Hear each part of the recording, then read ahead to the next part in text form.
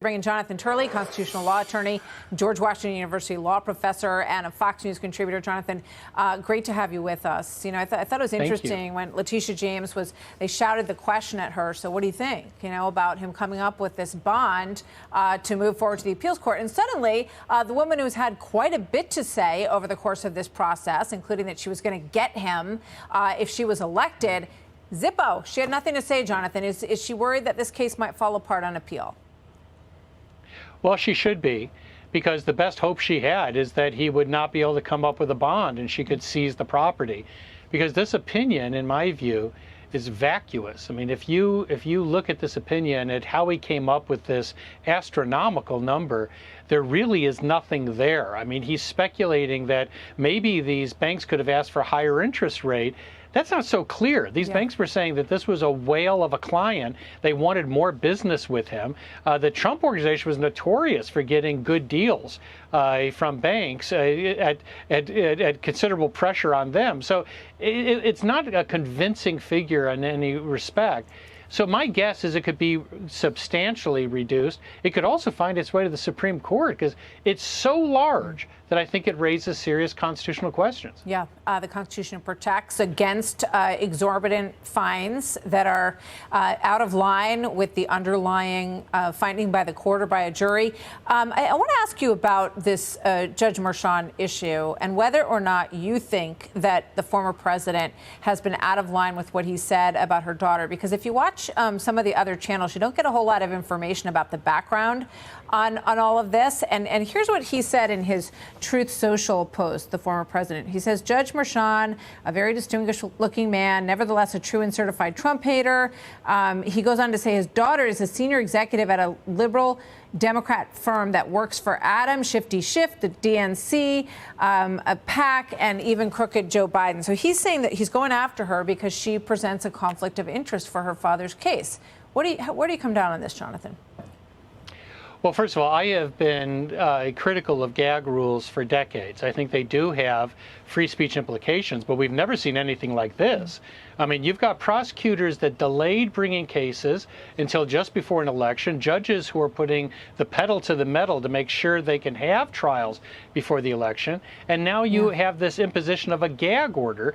That's not very fair. It's also ironic to see these other channels because for months they've been attacking the family members, for example, of Supreme Court justices who are involved in political activities, and they're aghast at the potential for a conflict. This is the type of thing that can be raised by counsel. That's where I think it should be raised. I've always said that I think the president should leave this to his legal counsel to raise in that appropriate forum. But this is a presidential election that very likely could turn on how people feel about the weaponization of the criminal justice system. And these prosecutors have fulfilled that narrative. These New York cases are forms of weaponization, in my view. Well, and we have the Stormy Daniels case. They're going to begin the jury selection on April 15th. So the country is going to have pretty much a steady diet of Trump legal issues all the way up to the election. And we'll see if it helps him or hurt him. So far, it seems to be helping him in a bizarre way. Right. So, Jonathan, thank you. Always good to see you. Jonathan Turley. Thank you.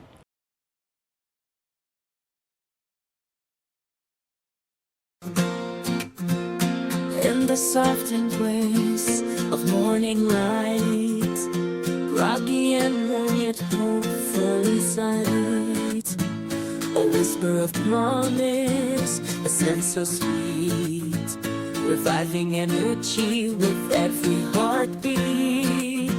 Oh yeah, stumbling down the stairs with grace, favorite mother cherished embrace.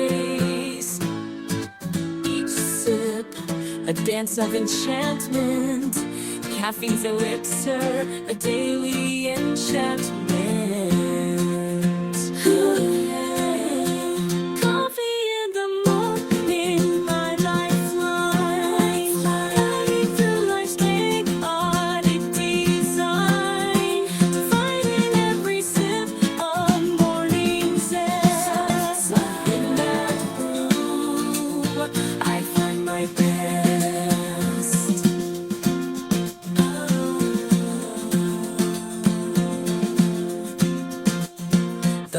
morning sun, a gentle caress, bathing the world in warmth no less. A symphony of flavors in every pore, awakening senses, a ritual to adore.